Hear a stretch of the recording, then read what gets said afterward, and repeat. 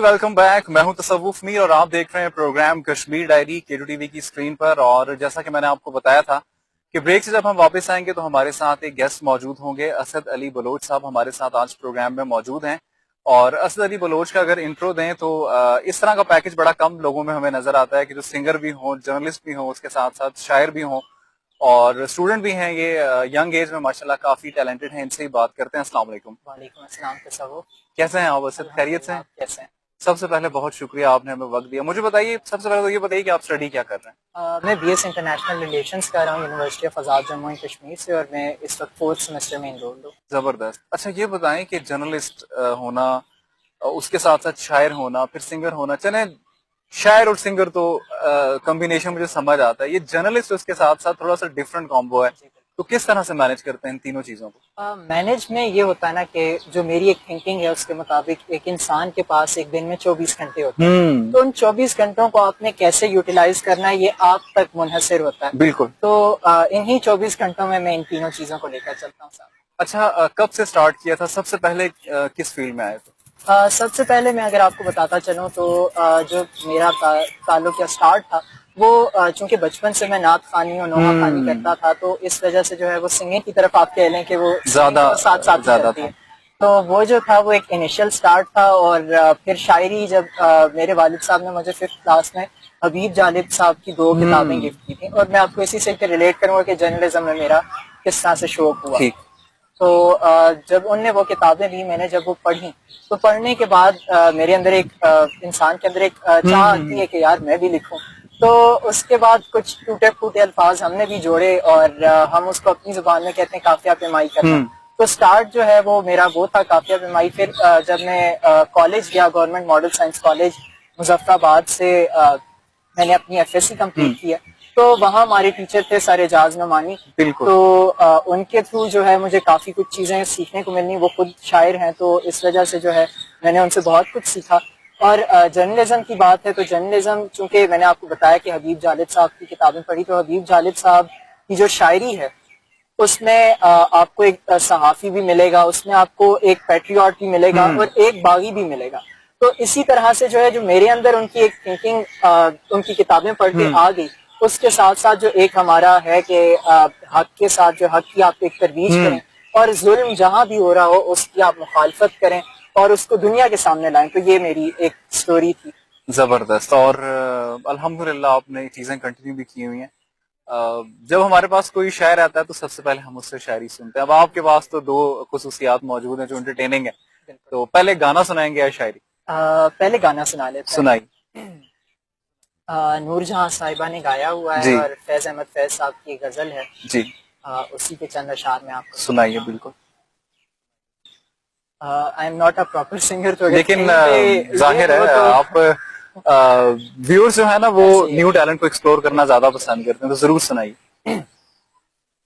मुझसे पहली सी मोहब्बत मेरे महबूब नमा, मुझसे पहली सी मोहब्बत मेरे महबूब नमा, मुझसे पहली सी मोहब्बत मेरे महबूब नमा।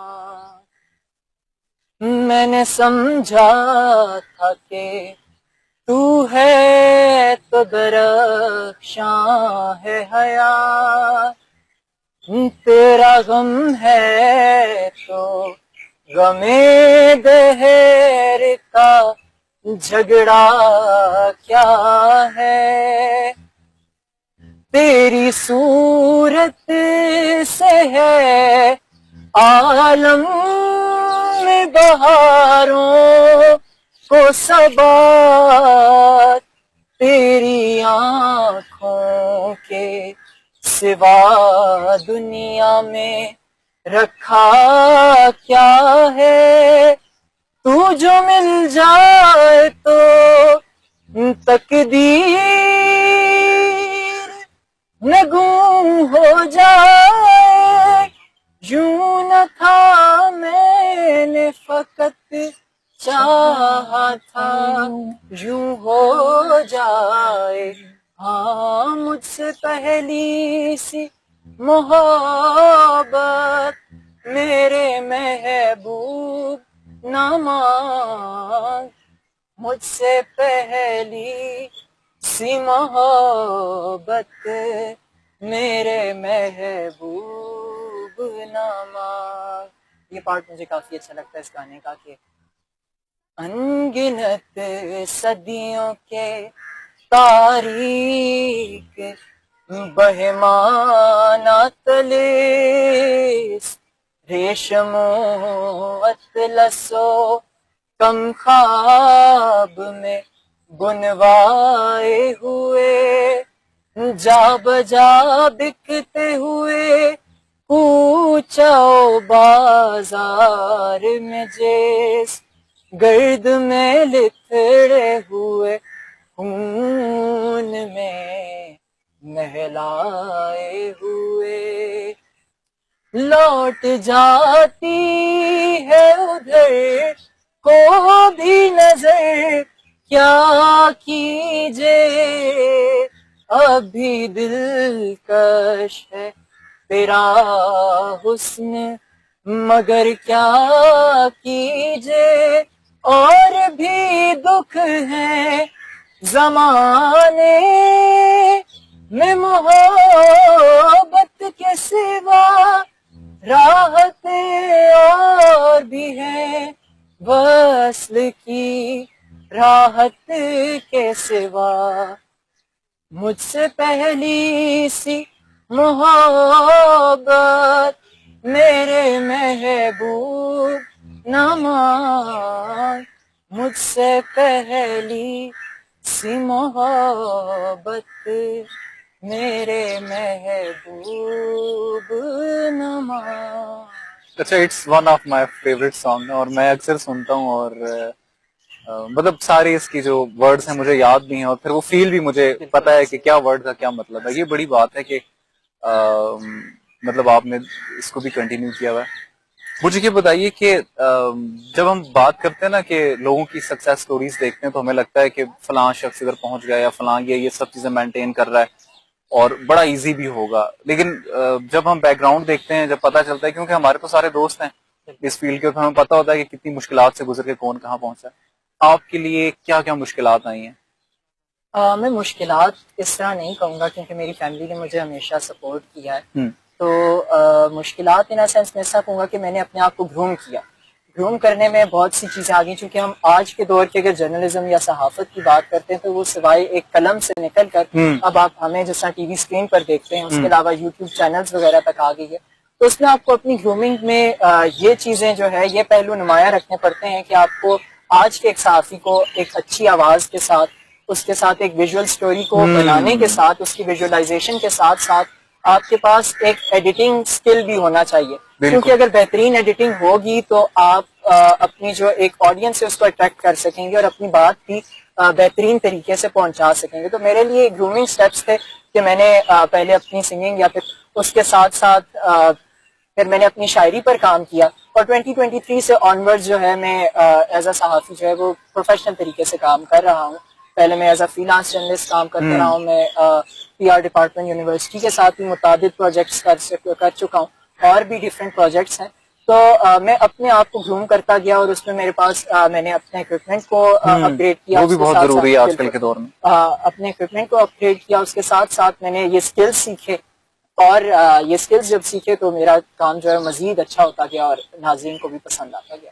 اچھا، جب شاعر بیٹھا ہو اور وہ اس سے یہ نہ سنا جائے اس کی جو فیوریٹ غزل اشعار ہوں تو وہ پھر بات ادھوری رہ جاتی، کیا سنائیں گے؟ تو ایک غزل کے جو کہ مجھے بہت پسند ہے، اپنی لکھی ہوئی، اس کے چند اشعار ہیں کہ سفر طے محبت کا کرتا رہا ہے، تڑپتا ہوا خود سے لڑتا رہا ہے، اجل سے وہ انسان کبھی ڈرتا تھا جو، اجل سے وہ انسان کبھی ڈرتا تھا جو، تمنا مرگ کی وہ کرتا رہا ہے، اور حسینوں رہی چاہ ازل سے تمہاری، حسینوں رہی چاہ ازل سے تمہاری، کہو تم کہ وہ ہم پہ مرتا رہا ہے، کہو تم کہ وہ ہم پہ مرتا رہا ہے، جسے ہم سمجھتے رہے رقبہ اپنا، جسے ہم سمجھتے رہے رقبہ اپنا، کہ دل وہ مکینوں سے بھرتا رہا ہے. اور اس کا مقطع ہے کہ اکیلا علی اب کے دیکھا اسی کو, اکیلا علی اب کے دیکھا اسی کو, فلاں بن فلاں جس پہ مرتا رہا ہے, ہائے ہائے ہائے. فلاں بن فلاں جس پہ مرتا رہا. اچھا یہ بھی بڑی چلیں یہ تو ایک ڈیپ ڈسکشن ہو جاتی ہے اور اس کو ہم نہیں لے کے چلے, لیکن انفارچونیٹلی اچھا ایک سوال ہے, چلیں اب کیا کروں وہ سوال آ گیا, اب رہا نہیں جا رہا. اکثر جو لوگ جو ہے نا عشق میں برباد ہوئے ہوتے ہیں نا شاعر وہ بنتے ہیں, یہ ایک لوگوں کی تھنکنگ ہے, میں نہیں کہہ رہا. آپ کیا کہیں گے اس حوالے سے؟ اچھا میں اس حوالے سے کہوں گا کہ میں اپنی بات کروں گا, کیونکہ میں ہر ایک کا تو لائک ظاہر نہیں بتا سکتے. پرسپیکٹیو علیحدہ ہوتا ہے. تو میں نے جس آپ کو بتایا کہ میں نے حبیب جالب صاحب کو پڑھا, تو وہاں سے مجھے ایک شوق ہوا. اور یہ ہے کہ آپ جب جان ایلیا صاحب کے متعلق بھی کہا جاتا ہے کہ انہوں نے فینٹیسائز کیا ایک خاتون کو اور ان کے متعلق جو ہے وہ شاعری کہی. تو لائک یہ ہے کہ آپ کی زندگی میں بہت سے پہلو ہوتے ہیں, آپ سیاسی طور پر بھی لکھتے ہیں بعض اوقات چیزیں, آپ معاشی طور پر اور معاشرتی طور پر بھی لکھتے ہیں.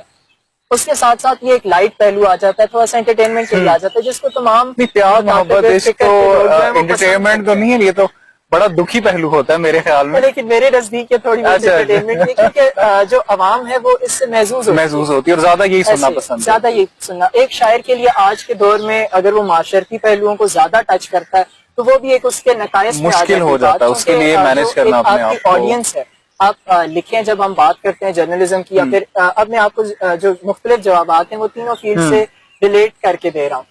تو ہم جب دیکھتے ہیں تو ہم جو بھی کام کرتے ہیں وہ اپنی ایک اسپیسیفک آڈینس کے لیے کرتے ہیں. اور جب مطلب ہمیں معلوم ہے یا مجھے معلوم ہے کہ ایک آڈینس میری غزل سننا چاہتی ہے تو پھر مجھے وہ لکھنی پڑے گی. ایسا ہی ہے, بالکل درست فرما رہے ہیں. اور ہر فیلڈ میں اس طرح ہی ہے کہ جو لوگ دیکھنا چاہتے ہیں وہی کرنا پڑتا ہے. اچھا آپ کو بہت سارے لوگ دیکھ رہے ہیں, نوجوان لوگ آپ کو شاید فالو بھی کرتے ہوں گے بہت سارے, اور آپ سے دیکھ کے سیکھتے بھی ہوں گے, اور بہت سارے لوگ ایسے ہیں جن کو آپ کو دیکھ کے یہ چاہ بھی ہوئی ہوگی وہ بھی یہ فیلڈز میں آئیں, کیونکہ آپ نے ایک نام پیدا کیا ایک چھوٹی عمر میں. ان سب کے لیے آپ کا کیا پیغام ہے؟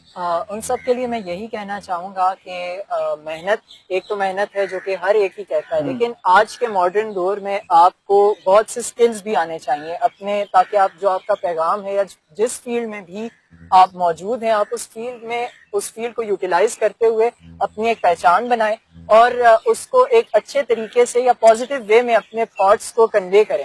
کیونکہ ہم دیکھتے ہیں کہ پروپیگنڈا اور دیگر چیزیں اتنی آ چکی ہیں, بائسنس اتنی آ چکی ہے کہ جس کے تھرو جو میڈیا ہے, میڈیا کی فیلڈ کو بھی اب بہت سی ڈفرینٹ پرپزز کے لیے استعمال کیا جا رہا ہے. نہ صرف ایک عمومی صحافت جسے ہم پہلے کہا کرتے تھے کہ جس میں صرف ایک رپورٹ آ جاتی تھی, یا پھر آپ کوئی ہیپننگ ہے اس کو ایڈریس کریں یا پھر اس کو رپورٹ کریں, تو آپ وقت کے ساتھ اپنے آپ کو وقت کے ساتھ ڈھالیں اپنے آپ کو اور اپنے اندر چینجز لائیں. کیونکہ جو انسان ایک ہی چیز پر قائم رہتا ہے تو وقت کے ساتھ وہ چیز ختم ہو جاتی ہے. جب آپ اپنے آپ کو ایوالو کرتے رہیں گے تو آپ ضرور اپنی منزل پر پہنچ جائیں گے. بہت زبردست میسج تھا اسد آپ کا کہ وقت کے ساتھ ساتھ جدت لانی اپنے آپ میں, اپنے اکوپمنٹ میں, اپنی زبان میں, اپنے ٹیلنٹ میں بہت ضروری ہے. بہت شکریہ. امید ہے کہ جی آج کا پروگرام آپ نے پسند کیا ہوگا. انشاءاللہ نیکسٹ ویک آپ سے دوبارہ ملاقات ہوگی. مجھے دیجیے اجازت. اللہ حافظ.